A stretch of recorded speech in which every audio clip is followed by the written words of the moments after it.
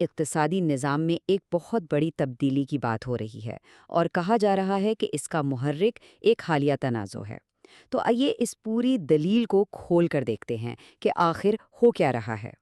تو یہ جو تنازع ہوا نا، اسے صرف ایک فوجی کارروائی نہ سمجھیں، بلکہ یہ وہ چنگاری ہے جس سے ایک بہت بڑا مالیاتی طوفان شروع ہو سکتا ہے۔ ایک ایسا طوفان جو سیدھا امریکی ڈالر کے غلبے کو چیلنج کر سکتا ہے۔ اچھا، تو اس پوری دلیل کی تہہ تک پہنچنے کے لیے سب سے پہلے ہمیں اس سسٹم کو سمجھنا ہوگا جو اس سب کی جڑ ہے، یعنی petro dollar system. Petro dollar system یہ کئی دہائیوں سے امریکی طاقت کا ستون رہا ہے۔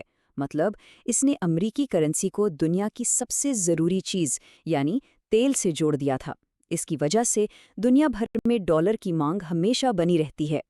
لیکن یہاں ایک بہت اہم بات ہے، یہ صرف کوئی معاشی ڈیل نہیں تھی، یہ تو ایک سیکیورٹی کا معاہدہ تھا، ایک سودا تھا، تیل کے بدلے ڈالر اور ڈالر کے بدلے دفاع۔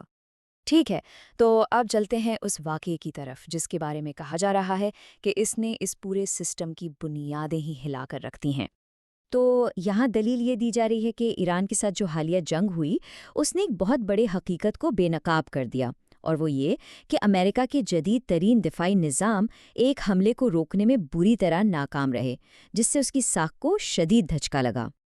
اور دیکھیں، یہی اس پوری بحث کا مرکز ہے کہ اس مبینہ ناکامی نے اتحادیوں کے بیچ اعتماد کا ایک گہرا بحران پیدا کر دیا ہے۔ تو جب یہ سیکیورٹی کا خلا پیدا ہوا تو اس کا نتیجہ کیا نکلا؟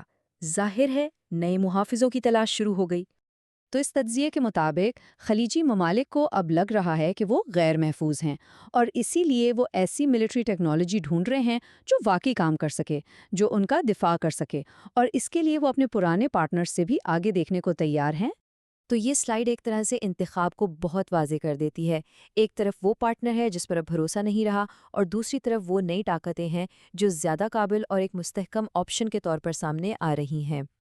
اب ظاہر ہے اتنی بڑی تبدیلی کی ایک قیمت بھی ہوتی ہے، اور اس تجزیے میں اسے سیکیورٹی کی قیمت کا نام دیا گیا ہے۔ اور یہاں پر چین کا کردار بہت اہم ہو جاتا ہے۔ دیکھیں، چین اپنی توانائی کی ضرورت کا تقریباً 50% خلیج سے پورا کرتا ہے۔ یہ ایک بہت بڑی طاقت ہے جو اس کے ہاتھ میں ہے۔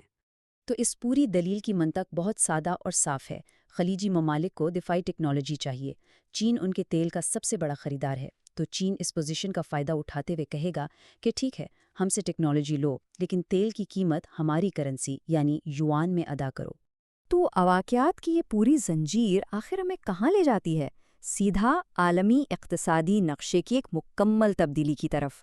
اور اس کے جو ممکنہ نتائج بتائے جا رہے ہیں وہ ایک بڑے ڈومینو ایفیکٹ کی طرح ہیں، ڈالر کے غلبے کا خاتمہ اور ایک ایسی مالیاتی دنیا کا آغاز جس میں کئی طاقتور کھلاڑی ہوں۔ تو اصل بات یہ ہے کہ یہ صرف کرنسی کی جنگ نہیں ہے، بلکہ یہ عالمی طاقت اور سرمایہ کی ایک بنیادی منتقلی ہے جو امریکہ سے ایشیا کی طرف ہو رہی ہے۔ اور آخر میں یہ تجزیہ ہمیں ایک بہت بڑے اور اہم سوال کے ساتھ چھوڑ جاتا ہے کہ اگر یہ پیشگوئی سچ ثابت ہو گئی تو کیا ہم واقعی ایک بالکل نئے عالمی معاشی دور کی دہلیز پر کھڑے ہیں؟